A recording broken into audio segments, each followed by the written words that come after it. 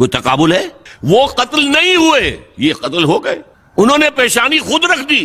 یہاں تو حضرت عثمان لڑتے ہوئے، حضرت حسین لڑتے ہوئے، کون سی چیز ایک مصرے میں جمع کر دیا؟ صنعت لفظی تو آپ کہتے ہیں اس کو، لیکن کیا مشترک کیا چیز؟ اور میں نے امید ہے علامہ اقبال سے ملاقات ہوگی اگر آخرت میں میری اس بات کو تسلیم کر۔ میں نے اس شعر کا دوسرا جو مصرع ہے بدلا ہے، نہایت اس کی ہے عثمان، ابتدا حابیل جنہوں نے کہا تھا بھائی جان آپ مجھے قتل کرنے کے لیے ہاتھ اٹھائیں گے تو میں اپنا ہاتھ نہیں آؤں گا آپ کو۔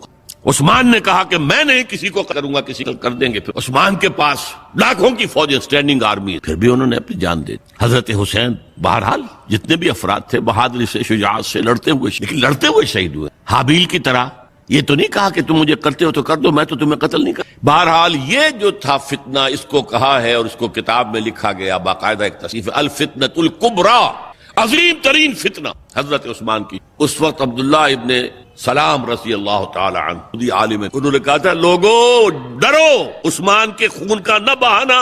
میں جانتا ہوں تاریخ بنی اسرائیل کی، اگر کبھی کوئی نبی جو ہے اگر شہید کیا گیا تو 70,000 آدمی اس کے بعد مارے گئے اللہ تعالیٰ کی طرف، اور نبی کا اگر کوئی خلیفہ قتل کیا گیا تو 35,000 آدمی مارا گیا۔ تو اگر تم نے عثمان کو قتل کر دیا تو یہ خون کے دریا جو ہیں پھر آ جائیں، باز آ جاؤ، خدا کے لیے باز آ جاؤ، لیکن نہیں۔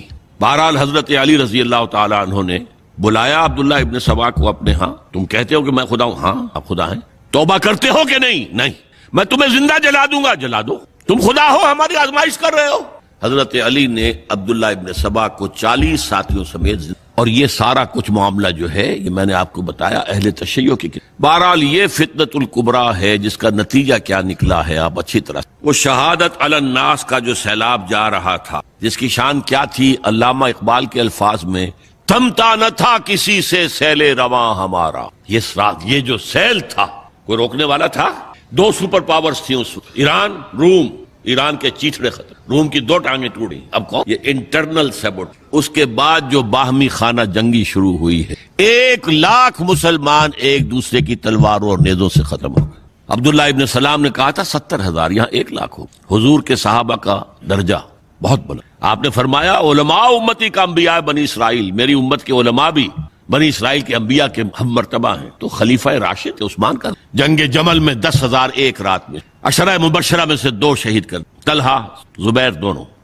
جنگ صفین میں 74,000 آدمی ختم، جنگ نہروان میں 4,000 آدمی، 1 لاکھ کے قریب انسان ختم۔ وہ جس کو کہتے ہیں ڈرائیور لوگ موشن ٹوٹ گیا، کہ اگر ٹرک جو ہے چڑھ رہا ہے اونچائی کے اوپر تو بہت ڈرتے ہیں کہیں گاڑی روک نہیں نہ پڑے، لیکن ایک دفعہ موشن ٹوٹ جائے گا تو پھر چڑھائی کے اوپر چڑھنا جو ہے وہ موشن ٹوٹ گیا۔ اس کے بعد اسلام کی پیش قدمی ختم ہو گئی۔ ہاں مسلم ملوکیت اس کا دور جاری رہا، یہ ملوکیت تھی بعد میں جو چلی ہے، وہ شہادت علی الناس والی خلافت راشدہ۔ اب اسی کی کڑی ہے اگلی۔ حضرت علی کو انہوں نے شہید کیا جو ان کے ساتھی تھے خوارج۔ جنگ صفین میں حضرت معاویہ کے کہنے سے عمرو بن العاص رضی اللہ تعالیٰ عنہ نے قرآن مجید جو ہے کہ لڑائی بند کرو، قرآن کو حکم بنا لو، جو قرآن فیصلہ۔ حضرت علی کا خیال یہ تھا رضی اللہ تعالیٰ عنہ یہ چال ہے، اور انہوں نے روکا اپنے، لیکن اکثر لوگ قرآن کیسے ہتھیار چلا۔ اس میں میرا ذہن جاتا ہے ایک بڑی اہم حدیث، اور اس کے راوی حضرت علی ہیں۔ حضرت علی فرماتے ہیں کہ حضور نے فرمایا انہا ستکون فتنۃ، ان قریب ایک بہت بڑا فتنہ رونما ہوگا۔ حضرت علی فرماتے ہیں میں نے عرض کیا مل مخرج منہا یا رسول اللہ، اس سے نکلنے کا راستہ کون سا؟ فرمایا کتاب اللہ فیہ خبر ما قبلکم و نبأ ما بعدکم و حکم ما بینکم، اس قرآن میں تم سے پہلے لوگوں کی خبریں موجود، بعد آنے والوں کے حالات موجود ہیں، اور تمہارے درمیان جو اختلافات بھی پیدا ہوں گے ان کا حل موجود۔ اب کیسے نہ قرآن کو، بہرحال نتیجے میں ہوا ہے یہ اب تاریخ کا مسئلہ حل نہیں، لیکن حضرت علی کی خلافت ان کے ہاتھ پر بیعت ہو گئی تھی، وہ چلی، لیکن 4.5 برس سوائے خانہ جنگی کے اور کچھ نہیں ہوا۔ وہ جو قافلہ آگے چل رہا تھا سیل رواں، وہ 1 انچ بھی آگے نہیں بڑھا۔ البتہ قیصر روم نے جب دیکھا یہ تو آپس میں لڑ رہے ہیں، اب موقع ہے میں حملہ کروں، چونکہ وہاں قریب ترین تو حضرت امیر معاویہ بیٹھے ہوئے تھے نا، شام میں، شام سے ملحق تھا نا آگے قیصر۔ حضرت معاویہ نے خط لکھا، او رومی کتے، اگر تو نے دارالاسلام پر حملہ کرنے کی جرت کی تو سن لے کہ علی کی طرف سے لڑنے والوں میں سب سے پہلے معاویہ ہوگا تیرے خلاف۔ لہذا اس نے جو بہرحال حضرت علی کو شہید کرنے والے تھے ایکسٹریمسٹ جو خود ان کے اپنے ساتھیوں میں سے، انہوں نے کہا وہ حکم کیوں مانا؟ ان الحکم الا للہ، اللہ کے سوا کسی کا حکم نہیں، قرآن حکم نہیں۔ کیوں مانا تم نے؟ اور اگر مانا تھا تو اب حکم کی بات کیوں نہیں مانتے؟ چھوڑ دو خلافت۔ بہرحال یہ کہلاتے ہیں خوارج، جنہوں نے بغاوت کی ہے حضرت علی کے ساتھ۔ ان میں سے 3 نے بیٹھ کے طے کیا کہ یہ 3 جو در حقیقت بڑے شخص ہیں، یہ اس وقت امت جو ہے ان کی وجہ سے اس مشکل میں پڑی ہوئی، تینوں کو قتل کر۔ فلاں دن صبح فجر کی نماز کے وقت ایک شخص وہاں جائے گا، ایک شخص وہاں جائے گا، ایک شخص وہاں جائے گا، اور فجر کی نماز میں قتل۔ ابن ملجم آیا، حضرت علی پر وار کاری سا۔ باقی 2 حضرت معاویہ اور حضرت عمرو بن العاص، ان میں سے ایک تو اس روز فجر میں آئے نہیں، اور دوسرے پر جو وار پڑا وہ اوچھا وار تھا، وہ کاری وار، حضرت علی شہید۔ اس کے بعد حضرت حسن کی خلافت 6 مہینے۔ لیکن اب جب جنگ کا معاملہ ہوا تو حضرت حسن نے دستبرداری اختیار کر لی۔ حضرت معاویہ صحابی ہیں، کاتب وحی ہیں، حضور کے برادر نسبتی ہیں، صالح ہیں، ام حبیبہ بہن ہے ان کی، جو حضور کی زوجہ محترمہ ہیں، ان کا مقام بہت بلند ہے، لیکن ہم انہیں خلفائے راشدین میں شامل نہیں، اس لیے کہ ان کا جو خلافت کو اختیار کرنا یا حکومت اختیار کرنا یہ قبائلی عصبیت کی بنیاد پر تھا، باہمی۔ لیکن 20 سال تک ان کا دور حکومت ہے اور کوئی خون ریزی نہیں، کوئی غارت گری نہیں، کوئی اختلاف نہیں، کوئی بغاوت نہیں، کوئی جھگڑا نہیں، مدبر اس درجے کے تھے۔ اب آئیے آخری سٹیج آئی، حضرت معاویہ کو مشورہ دیا گیا، مغیرہ ابن شعبہ ایک بزرگ صحابی تھے، کہ دیکھیے جناب امیر، مسلمانوں میں اختلاف ہوا، 4.5 سال 5 سال خانہ جنگی رہی، اب اگر پھر معاملہ آپ کے انتقال کے بعد ایسے ہی چھوٹ گیا تو اختلافات ہوں گے، جھگڑے ہوں گے، مختلف دعوے دار سامنے آئیں گے، جنگیں ہوں گی، پھر دوبارہ جو ہے آپ کسی کو نامزد، اور پھر مشورہ دیا اپنے بیٹے یزید کو نامزد۔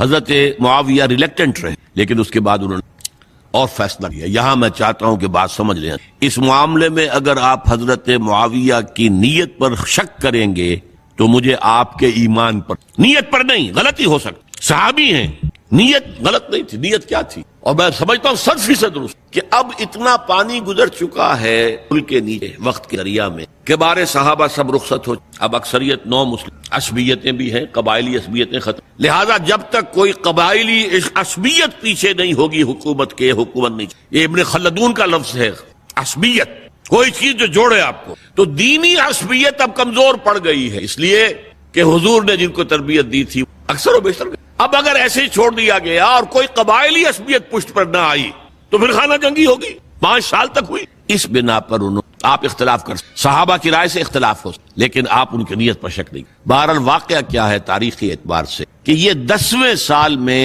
نامزد کر دیا یزید کو اپنے بعد ولی عہد۔ اس وقت تقریباً سب نے بات مان لی سوائے 5 افراد۔ وہ 5 افراد بہت اہم تھے، بہت اہم۔ ابو بکر اہم ترین آدمی تھے، ان کے بیٹے عبد الرحمن ابن ابو بکر، عمر نمبر 2 تھے عبداللہ ابن عمر، زبیر عبداللہ ابن زبیر، عباس عبداللہ ابن عباس، اور حسین ابن حضرت حسن۔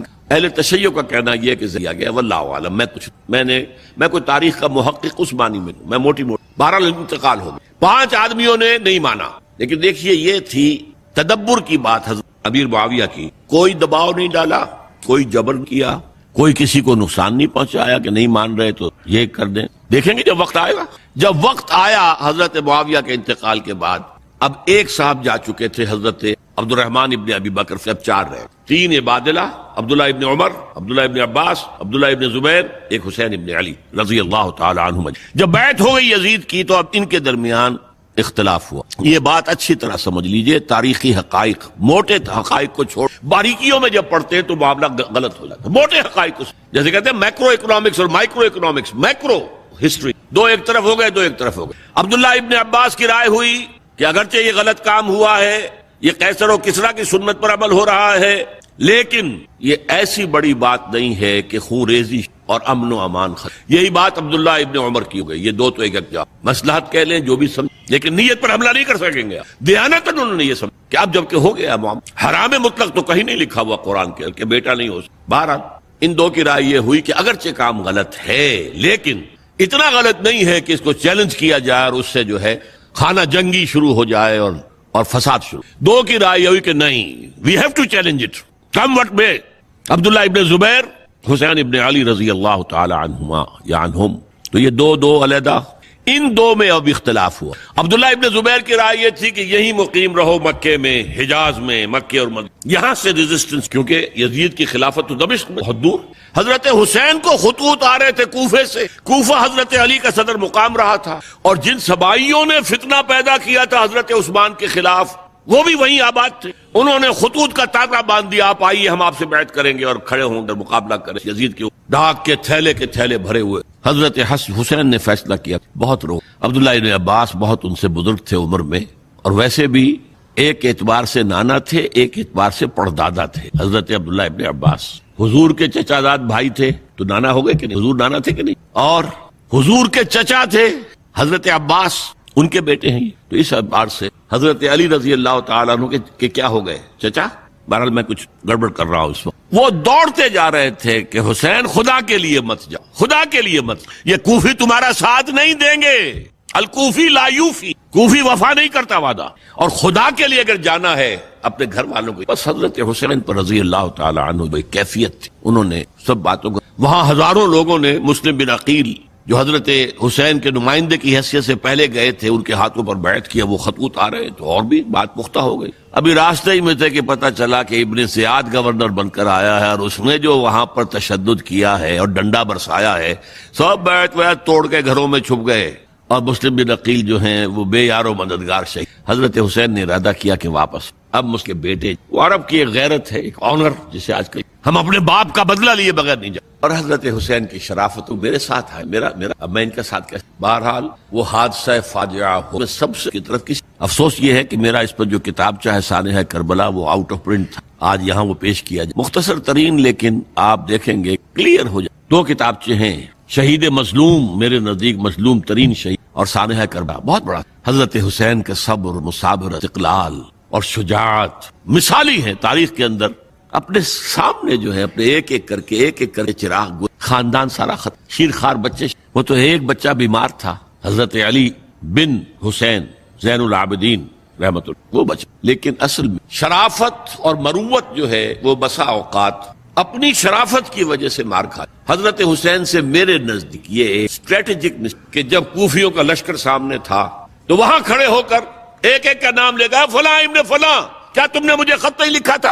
اے فلاں ابن فلاں، کیا تم نے مجھے خط نہیں لکھا تھا؟ سب کے راز فاش کر، اور دیکھو یہ میرے پاس یہ تھیلے بھرے ہوئے تمہارے خطوں کے، تم نے مجھے بلایا. اور یہ بات تھی بنا پر اب ان کے لیے کوئی چارہ نہیں تھا کہ ورنہ تو یہ ہمارا بھانڈا پھوڑ دیں گے جا کر یزید کے پاس، تو ہماری کھالیں کھنچ جائیں گی. یہی وجہ ہے کہ حضرت حسین نے مجھے واپس مدینے جانے دو، نہیں. مجھے یزید کے پاس جانے دو، نہیں. مجھے کہیں اسلامی سرحد پر بھیج دو، میں وہاں پر کافروں سے جنگ کرتے ہوئے زندگی ختم کر لوں گا، نہیں. ہیئر اینڈ ناؤ بیٹھ کرو. یہ حضرت شرافت، غیرت، مروت. لہذا اور پھر خیموں کو آگ لگے. یہ نوٹ اگر تو یہ غصے اور انتقام میں اور وینجینس میں ہوتا تو حضرت علی بن حسین زین العابدین، اگر یہ اس طرح کا معاملہ ہوتا تو خواتین کی بے ہوتی. یہ خیمے کیوں جلائے؟ تاکہ وہ جو ایویڈنس ہے وہ ختم ہو جائے. ہمارے خلاف یہ جو ڈاکومنٹری پروف لیے پھر خیمے جلیں گے اور یہ تھیلے بھی جلیں اور ہم بچ. یہ ہے میرا تجربہ. بہرحال اس میں کوئی شک نہیں، تاریخ انسانی کے عظیم حوادث. اور میرے نزدیک حضرت حسین رضی اللہ تعالیٰ عنہ کا اختلاف کر سکتا ہے جو چاہے گا. حضرت حسین سے اختلاف کرے اور اتفاق کرے حضرت عبداللہ ابن عمر، عبداللہ ابن عباس کے، اور اگر حضرت عبداللہ ابن عباس اور عبداللہ ابن عمر سے اتفاق کرے اور حضرت حسین ان سے اختلاف کرے. معصوم کوئی نہیں ہمارے نزدیک. معصومیت خاصہ نبوت ہے، نبوت ختم ہوئی حضور پر، معصومیت غلطی ہر ایک سے ہو اور آپ رائے رکھ سکتے. لیکن کسی صحابی کی نیت پر حملے کا مطلب کیا ہے کہ محمد صلی اللہ علیہ وسلم تزکیہ نفس یہ ریفلیکٹ کرے گی حضور کی اس پوری کی پوری جد و کہ شخصیت سازی نہیں کر سکتے، نہیں معاذ اللہ ثم.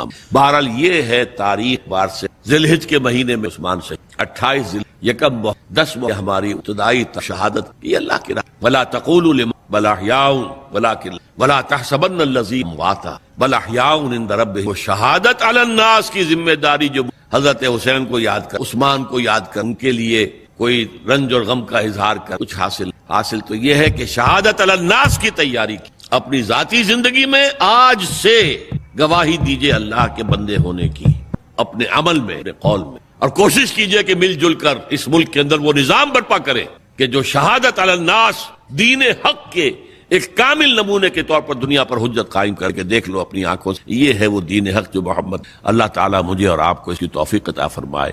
باقی یہ کہ یہ کیسے ہوگا اس پر کتابیں تقاریر میں کر وہ منہج انقلاب وہ ہے ان کا. بارک اللہ لی قرآن نفعني ایاکم. فرشتہ نور سے پیدا کیا گیا ہے، وہ پاک ہے، وہ اللہ کے کسی حکم کی خلاف ورزی کر ہی نہیں سکتا. لا يعصون اللہ ما امرهم ويفعلون ما يؤمرون. وہ جو بھی اللہ تعالیٰ حکم دیتا ہے اس کی کوئی معصیت یا نافرمانی نہیں کرتے، بلکہ جو حکم لیا جاتا ہے مان لیتے. ذرا سا اشکال ہوا تھا، پوچھ لیا، جواب مل گیا، خاموش ہو گئے بس.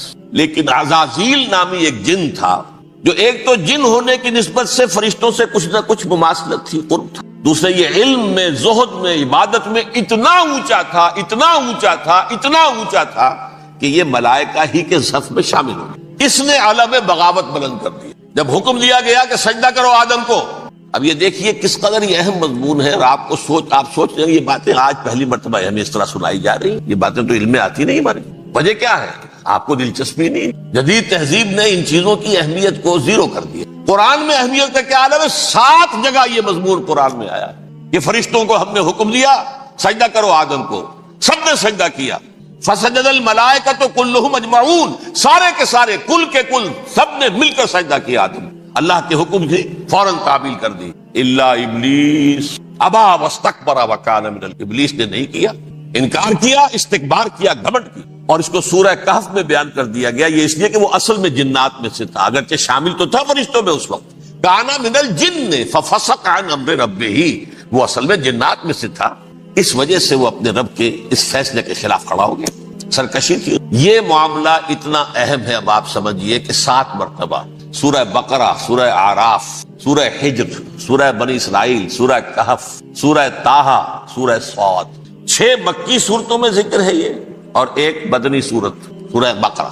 ان میں سے اکثر مقامات پر پھر جب اللہ نے کہا کہ اچھا تم نے یہ سرکشی کی ہے اور ہمارے حکم کی خلاف ورزی کی ہے تو یہاں سے نکل جاؤ، دفع ہو جاؤ، تم مردود ہو، مردود، ملعون. ان علیک لعنتی الی یوم الدین، اب تجھ پر لعنت رہے گی میری قیامت کے دن.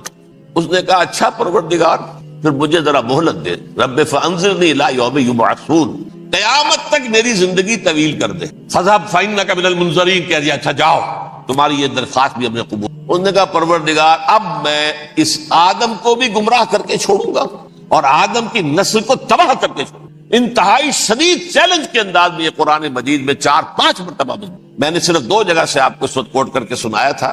سورہ اعراف میں اللہ تعالیٰ فرماتے ہیں قالا، اس پر ابلیس نے کہا فبما اغویتنی، تو اے رب جو تو نے مجھے گمراہ کیا ہے، مجھے ذلیل کر دیا، مجھ پر فوقیت دے دی، اس کو انا خیر منہ، میں اس سے بہتر ہوں. خلقتنی من نار وخلقتہ من طین، بنایا تو نے مجھے آگ سے اور اس کو بنایا مٹی سے. پھر مجھ سے مطالبہ کہ میں سجدہ کروں اور میں نے سجدہ نہیں کیا تو اب تو نے مجھے ملعون قرار دے دیا. قال فبما اغویتنی لاقعدن لهم صراطک المستقیم، اب میں یہ نسل آدم کے لیے اس کو برباد کرنے کے لیے تیری سیدھی راہ کے اوپر گھات میں بیٹھوں گا، سیدھے راستے پر چلنے نہیں دوں گا.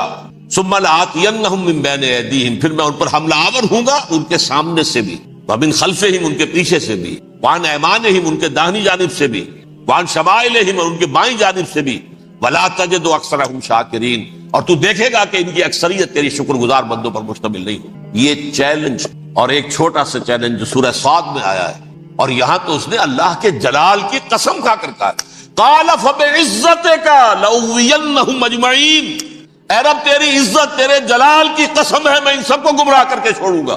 الا عبادک منہم المخلصین، سوائے ان میں سے وہ کچھ لوگ جنہیں تو خالص اپنا بندہ بنا لے، جنہیں تو اپنا بندہ بنا لے. مخلص، مخلص نہیں، مخلص یہ مفعول ہے، فاعل نہیں ہے، جسے تو بنا لے. بعض لوگوں کو اللہ چن لیتا ہے، هو اجتباکم، تمہیں چن لیا ہے. استفاء، اجتباء، وہ بچیں گے جن کو تو اپنی خاص امان میں لے لے گا، باقی میں سب کو گمراہ کر کے چھوڑوں. یہ ہے اصل دنیا میں نوع انسانی کا ابدی دشمن، ازلی سے ابدی تک. اور اس میں نوٹ کیجئے کہ اس کی اصل بنیاد کیا ہوئی؟ 2 لفظ، تکبر اور حسد. استکبرا، تکبر، انا خیر منہ، میں اس سے بہتر ہوں. یہ ساری بس کی گانٹھ یہی ہے، سب سے بڑی گمراہی کی وجہ یہی ہے. اسی لیے کہا ہے حدیث میں لن يدخل الجنہ من کان فی قلبہ مثقال حبۃ من کبر، جنت میں ہرگز وہ شخص کبھی بھی داخل نہیں ہو سکے گا جس کے دل میں رائے کے دانے کے برابر بھی کبر ہے۔ تکبر سب سے بڑا جو الکبر و ردائی، اللہ فرماتا ہے یہ تکبر، یہ تو میری چادر ہے۔ کوئی شخص تکبر کرتا تو گویا میری چادر گھسیٹ رہا ہے میرے قدم۔ عرب میں کسی شخص کی توہین کرنی ہوتی تھی تو اس کی چادر گھسیٹتے تھے، ننگا کر دیا گویا یہ میری ردائی ہے، الکبر و ردائی، یہ میری چادر ہے، یہ جامہ مجھے زیب دیتا ہے، مجھ پر راستہ ہے۔ اور حسد، آدم کو جو برتری عطا ہو گئی اس حسد کی آگ میں وہ اور اس کا انتقام لینا چاہتا ہے۔ آدم کو بھی گمراہ کیا، جنت سے نکلوایا، ایسے نکلنا تو انہیں تھا ہی مشیت اذنی میں، لیکن فوری طور پر اللہ کے حکم کی خلاف ورزی تو کروائی نا۔ فعصى آدم ربہ فغوى، آدم نے اپنے رب کے حکم کی نافرمانی کی اور گمراہ ہوا عارضی طور پر۔ یہ دوسری بات ہے، توبہ کر لی، اللہ نے توبہ قبول فرما لی، معاف کر۔ کوئی مستقل جو ہے وہ نسل انسانی پر اس گناہ کا اثر متوارث طور پر نہیں آ رہا ہے، ختم ہو چکا معاملہ، ہوا تھا ہو گیا۔ فتلقى آدم من ربہ کلمات فتاب علیہ انہ هو التواب الرحیم۔ اور توبہ کی شان یہ ہے جب وہ قبول ہو جائے اللہ کی جناب میں، کیا تائب من الذنب کمن لا ذنب لہ، گناہ سے توبہ کرنے والا ایسے ہوتا ہے جیسے اس نے کبھی گناہ کیا ہی نہیں، لیکن بہرحال وہ گناہ کرنے میں کامیاب ہو گیا، حضرت آدم اور حوا کو بھی۔ اور نوع انسانی کی عظیم اکثریت، عظیم اکثریت، عظیم اکثریت اس کے داؤ میں آئی ہوئی ہے نہیں۔ کتنے ہیں وہ عباد اللہ المخلصین، الا عبادک منہم المخلصین، کتنے جو واقعتاً خالصتاً اللہ کے بندے، جنہیں اللہ نے اپنا بنا لیا، اپنا قرار دے دیا۔ اب اس کے ساتھ نوٹ کیجئے، اس ابلیس کے ساتھ ایک فوج بھی ہے جسے قرآن مجید میں کہا گیا ہے یہ اس کی پارٹی ہے، حزب الشیطان، یہ اکیلا نہیں ہے۔ ایک تو وہ عزازیل ہے، اس کی طویل ترین عمر اللہ نے دے دی، وہ تو قیامت تک رہے گا۔ باقی بھی جنات جو ہیں ان کی نسل میں سے یا اس کی نوع میں سے، اس کی نسل میں سے جنات کی عمریں انسانوں کی عمروں سے زیادہ ہیں، بہت زیادہ ہیں، لیکن پھر بھی اتنی نہیں ہے۔ یہ خاص ہے اس کا معاملہ کہ اس نے کہا تھا رب انظرنی الی یوم یبعثون، مجھے دے دے مہلت اس وقت تک تاکہ میں ثابت کر کے دکھا دوں کہ جسے تو نے یہ خلافت دیا یہ اس کا اہل نہیں ہے۔ Let me prove this point ولا تجد اکثرهم شاکرین، تو ان کی اکثریت کو شکر گزار نہیں پائے گا۔ وہ ابلیس جو ہے وہ ریکروٹ کرتا ہے اپنے فوجی، اول تو خود جنات میں جو اس کے نمبر 1 لشکر۔ قرآن مجید میں اس کا اشارہ دیا گیا ہے انہ یراکم ہوا وقبیلہ من حیث لا ترونہم۔ دیکھو لوگو، اے انسانوں، وہ ابلیس لعین عزازیل اور جو اس کے قبیلے کے لوگ ہیں، جنات ہیں، وہ تمہیں وہاں سے دیکھتے ہیں اور تاکتے ہیں اور حملہ کرتے ہیں جہاں سے تم انہیں نہیں دیکھتے۔ وہ غیر مرئی ہیں، انویزیبل ہے، تمہیں نظر نہیں آتے۔ ویزیبل دشمن کا وار تو روک لو گے، انویزیبل کا کیسے روکو گے؟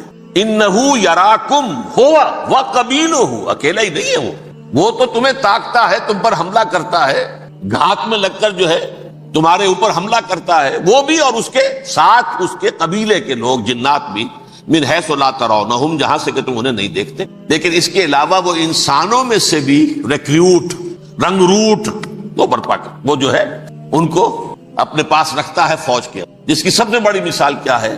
سورہ مجادلہ میں اللہ تعالیٰ نے منافق، حالانکہ وہ کون تھے؟ بظاہر حضور کا کلمہ پڑھنے والے، حضور کے پیچھے نماز پڑھنے والے، اسلام کا دعویٰ کرنے والے، ان کو اللہ فرماتا ہے اولئک حزب الشیطان الا ان حزب الشیطان هم الخاسرون، یہ شیطان کی پارٹی کے لوگ ہیں۔ وہاں مقابلے میں آیا ہے اولئک حزب اللہ الا ان حزب اللہ هم المفلحون۔ یہ دو پارٹیاں ہیں، حزب اللہ اللہ کی پارٹی جو اس کے مخلص بندے ہیں وہ اللہ کی پارٹی، اور جو شیطان کے مرید بن گئے اس کے ہاتھ پر بیعت کر لی، لہذا وہ اس شیطان کی پارٹی کے لوگ ہیں، چاہے وہ انسان ہو چاہے جن ہو۔ تو انسانوں میں سے بھی اس کے حزب میں، اس کی پارٹی میں اس کے ایجنٹ ہیں، اور بہت، بلکہ بہت سے تو ایسے ہیں کہ جو جنات کے بھی کان کتر دیں، ان کو بھی شیطنت سکھا دیں، پڑھا دیں۔ لیکن اب ایک بات سمجھیے، ایک دنیا میں نسل اور قوم بھی ایسی ہے جو ایک خاص وقت سے بحیثیت مجموعی من حیث القوم ابلیس کی ایجنٹ بن گئی۔ وہ کون ہے؟ وہ یہودی۔ یہ یہودی قوم جو ہے، اس میں ایک تو کچھ یہ کہ ان کی فطرت کے اندر یہ تھا کہ ہم ہیں اصل انسان، باقی انسان جو ہے وہ انسان نما حیوان ہے، ان کی کوئی حیثیت ہی نہیں، ہم ہیں اصل انسان، نحن ابناء اللہ واحباؤہ۔ باقی یہ جینٹائلز، یہ گوئمز، غیر یہودی، یہ تو حیوانات ہیں۔ اب جیسے کہ انسانوں کو حق ہے کہ حیوانوں کو ایکسپلائٹ کریں، استعمال کریں، گھوڑے کو آپ ٹانگے میں باندھتے ہیں کہ نہیں؟ اس کی پسینے کی اور محنت کی کمائی ہے جو کھاتا ہے ٹانگا چلانے والا۔ البتہ یہ ضرور ہے کہ چونکہ اگلے روز پھر جوتنا ہے تو کچھ نہ کچھ تو اسے بھی کھلائے گا نا، اپنی کمائی میں سے کچھ دانے کھلائے گا، کچھ اور گھاس دے گا۔ یا بیل کو جوتنا ہے ہل میں، کچھ نہ کچھ اس کو دیتا ہوگا کھانے، لیکن پھر اسے استعمال کرنا۔ تو ان کا مستقل قول یہ ہے کہ اصل انسان ہم ہیں، باقی پوری نوع انسانی ہمارے لیے حیوانوں کے درجے میں، ہم چاہیں جس طرح انہیں استعمال کریں، ایکسپلائٹ کریں، دھوکہ دیں، جیسے چاہیں، لوٹیں کھسوٹیں، سب کچھ کریں، بدہضی کریں، ان سے سود لیں، سب کریں، جو بھی ممکن طریقہ ہو، یہ ہمارے لیے ہم ڈومینیٹ کریں گے، اور یہ در حقیقت ہمارے اعلی کار ہے۔ ایک تو اس اعتبار سے یہود بقیہ پوری نوع انسانی کے دشمن بن گئے۔ قرآن مجید کی وہ آیت بھی میں نے آپ کو سنائی ہے، وَقَالُوا لَيْسَ عَلَيْنَا فِي الْأُمِّيِّينَ سَبِيلٌ، یہ امیین کہتے تھے نا ان کو، جو غیر یہودی ہیں، کیونکہ ان کے پاس کتاب تھی، تورات تھی، اور کتاب نہیں تھی کسی کے پاس، لہذا یہ ان پڑھ ہے، پاگل ہے، جاہل ہے، امی ہے۔ ہم ہے صاحب کتاب، ہمارے پاس شریعت، ہمارے پاس کتاب، یہ لوگ ان پڑھ ہیں، جاہل۔ لَيْسَ عَلَيْنَا فِي الْأُمِّيِّينَ سَبِيلٌ، ان امیین کو ہم لوٹیں کھسوٹیں، دھوکہ دیں، فریب سے جو کریں، چوری کریں، ڈاکہ ڈالیں، جیب کے قطرے، جس طرح بھی کریں ہمارے لیے جائز ہے، ہمارے اوپر کوئی گرفت نہیں ہوگی۔ اللہ تعالیٰ ہم سے یہ نہیں پوچھے گا تم نے جھوٹ کیوں بولا تھا اس کے ساتھ، تم نے وعدہ خلافی کیوں کی تھی اس کے ساتھ، تم نے کیوں دھوکہ دیا تھا اس کو، تم نے کیوں اس کا مال جو ہے غبن کر لیا تھا، ہڑپ کر لیا تھا، نہیں، ہم پر پوچھ۔ اس اعتبار سے ایک تو یہ انسانیت کی دشمنی ان کی گھٹی میں پڑ گئی، اس غلط خیال کی وجہ سے۔ ہم تو بخشے بخشائے ہیں، we are the chosen people of the lord, ہمیں تو اللہ اگر جہنم میں داخل بھی کرے گا تو صرف چند دن، لن تمسنا النار الا ایاما معدودات، باقی اصل میں تو ہم تو اللہ کے پسندیدہ، نحن ابناء اللہ واحباؤہ، اس کے بیٹوں کے مانند بڑے چہیتے ہیں، لاڈلے ہیں۔ یہ باقی دنیا، باقی انسان ہماری چراہ گاہ ہے، جیسے چاہے چریں، جس طرح چاہے ہڑپ کر جائیں۔ یہ تو ان کا پہلے سے مستقل معاملہ تھا، لیکن اس کے بعد ان کی تاریخ میں ایک دور وہ آیا جب حضرت مسیح علیہ السلام ان میں مبعوث کیے گئے۔ یہ 1400 سالہ تاریخ کا کلائمیکس ہے یہود کی۔ جب کتاب انہیں دی گئی تھی تورات حضرت موسیٰ کے ذریعے، وہ 1400 قبل مسیح کا واقعہ، اس وقت سے لے کر اللہ کا وہ فضل ان پر ہوا، وہ فضل ان پر ہوا کہ کوئی ایک لمحہ ایسا نہیں آیا 1400 برس میں کہ ان کے ہاں کوئی نہ کوئی نبی موجود۔ یہ تار ٹوٹا ہی نہیں، 2 سے شروع ہوا، موسیٰ ہارون علیہ السلام، اور 1400 برس کے بعد پھر آخری 2 ہیں، عیسیٰ اور یحییٰ علیہ السلام، یوں سمجھ لیجئے، اور اس کے درمیان یہ تار ہے، اور اس تار میں کوئی ایک لمحہ ایسا نہیں آیا کہ کوئی نبی موجود ہو۔ اس میں اتار چڑھاؤ بہت سے آئے ہیں، اس کا وہ میرا موضوع نہیں ہے اس وقت۔ قبل مسیح کی تاریخ جو ہے وہ میرا موضوع نہیں ہے۔ قرآن مجید میں سورہ بنی اسرائیل کے پہلے رکوع میں اس کا تذکرہ موجود۔ وَقَضَيْنَا إِلَىٰ بَنِي إِسْرَائِيلَ فِي الْكِتَابِ لَتُفْسِدُنَّ فِي الْأَرْضِ مَرَّتَيْنِ وَلَتَعْلُنَّ عُلُوًّا كَبِيرًا، 2 مرتبہ ان پر عذاب کے کوڑے برسے، پہلے اشوریوں کے ذریعے سے جو شامی تھے، سیرینز اشوری کہلاتے، پھر بابلیوں کے ذریعے سے یعنی عراقیوں کے ذریعے سے، بیبیلونیا نام تھا عراق کا پہلے، ان پر بہت بڑی بڑی تباہیاں آئیں، اللہ تعالیٰ کی طرف سے عذاب آئے۔ اس کے بعد پھر دوسرے دور میں دوسرا اقتدار کا دور آیا، خرمستیاں بڑھ گئیں، تو پہلے گریکس کے ذریعے سے، یونانیوں کے ذریعے سے، اور پھر رومیوں کے ذریعے سے پسوایا گیا۔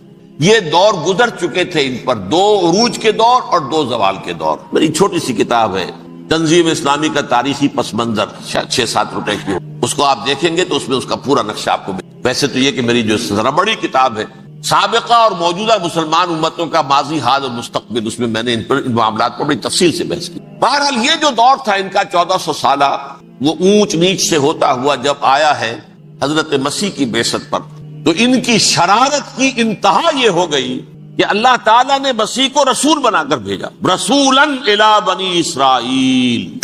حضرت موسیٰ اور حضرت عیسیٰ کے درمیان رسول کوئی نہیں ہے، سب نبی ہیں۔ حضرت موسیٰ رسول تھے اور حضرت عیسیٰ رسول، درمیان میں داؤد ہو، سلیمان ہو، یشعیاء ہو، زکریا ہو، یہ سب نبی ہیں، یحییٰ نبی ہے، رسول نہیں ہے، لہذا وہ شہید کر دیے گئے۔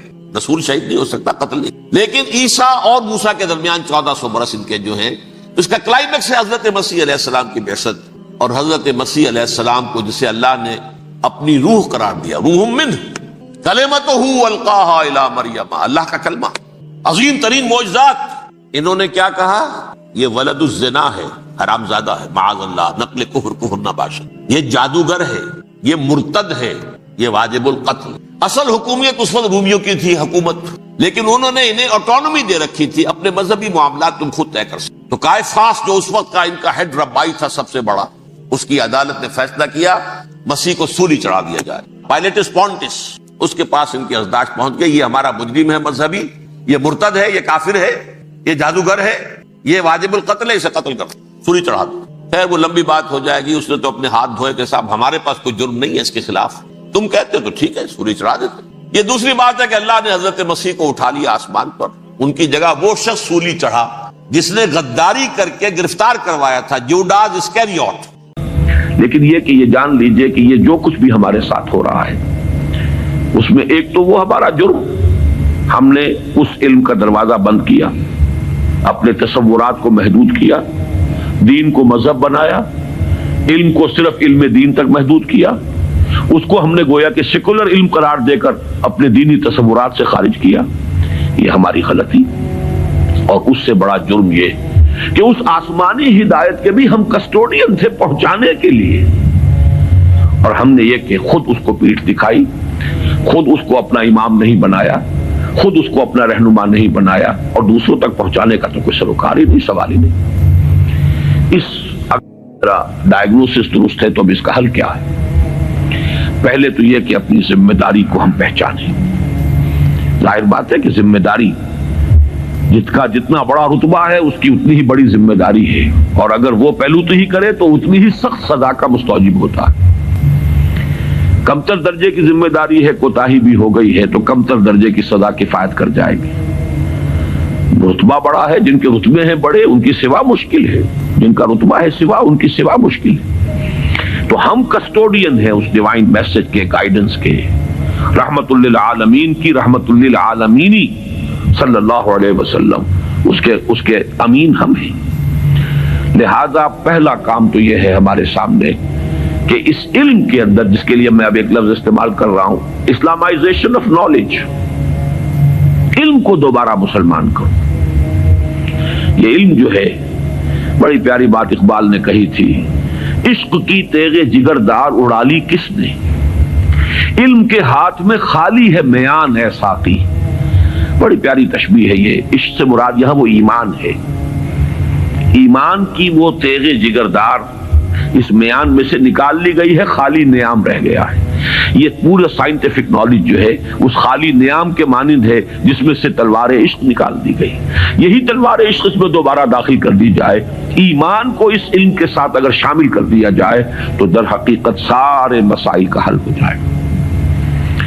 تو پہلا کرنے کا کام یہ ہے کہ وہ فلسفہ, وہ حکمت, وہ علم جو انسان نے اپنی سورسز کے ذریعے سے حاصل کیا, اس کا صحیح ربط اور تعلق قائم کیا جائے اس علم سے جو وحی کے ذریعے سے انسان تک پہنچا.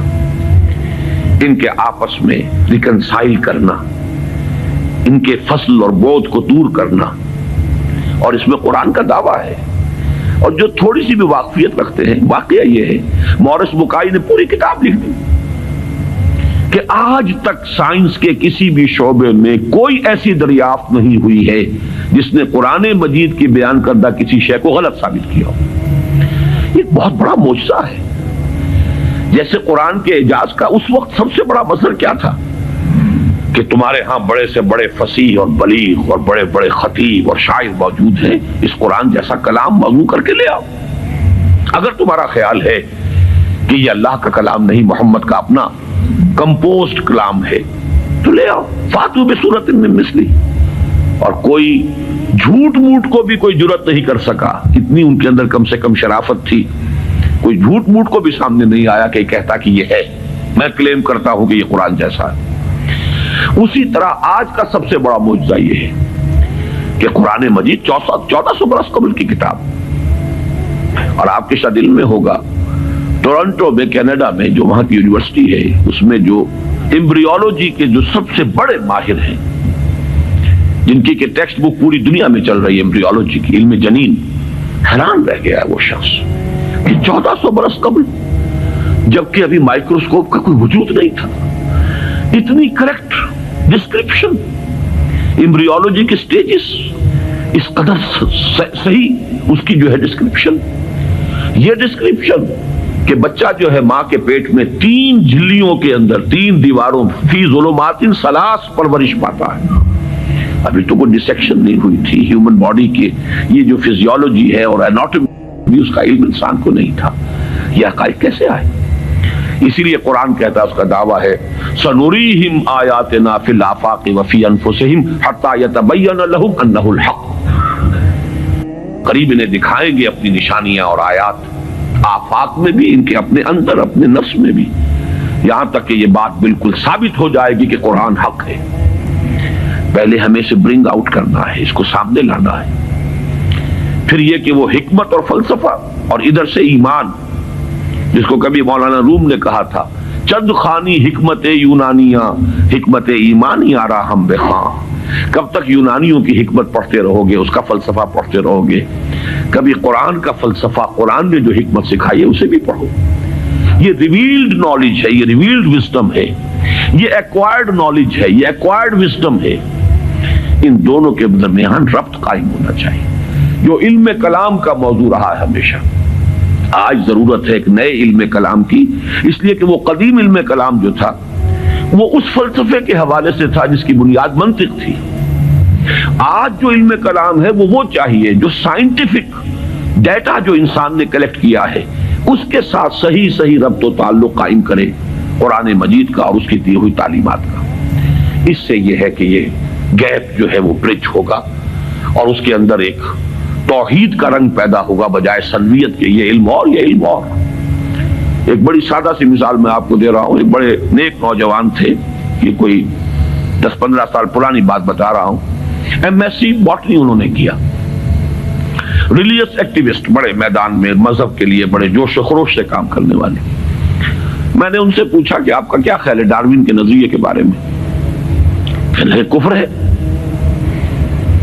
میں نے تھوڑا سا پاز کیا، میں نے کہا ٹھیک ہے وہ کفر تو ہے، لیکن تم نے کیا ہے، وہ مجھ سے کافی چھوٹے ہیں عمر میں نے کہا تم نے کیا ہے ایم ایس سی باٹنی، مجھے تو اس حوالے سے بتاؤ کہ جو اس بایولوجی کے فیلڈ میں اس کے لیے جو دلائل ہیں، جو اس کے لیے شہادتیں ہیں، جو اس کے لیے ثبوت دیے گئے ہیں، ان کے بارے میں کیا رائے ہے؟ تو بلیو می ان کا جواب یہ تھا وہ تو بہت کنونسنگ ہے۔ یہ ہے وہ سپلٹ پرسنالٹی، ایک شے جو بڑی کنونسنگ ہے، ایم ایس سی باٹنی کی ہے، اس میں جو کچھ پڑھا ہے اس کی روح سے وہ سمجھ رہے ہیں کہ ڈارون کا نظریہ ارتقاء بڑا کنونسنگ، اس کے لیے مواد موجود ہے، دلائل ہیں، شواہد ہیں، لیکن ہے کفر۔ یہ سپلٹ پرسنالٹی، دماغ کے ایک گوشے میں ایک چیز ہے، دوسرے گوشے میں دوسری چیز ہے۔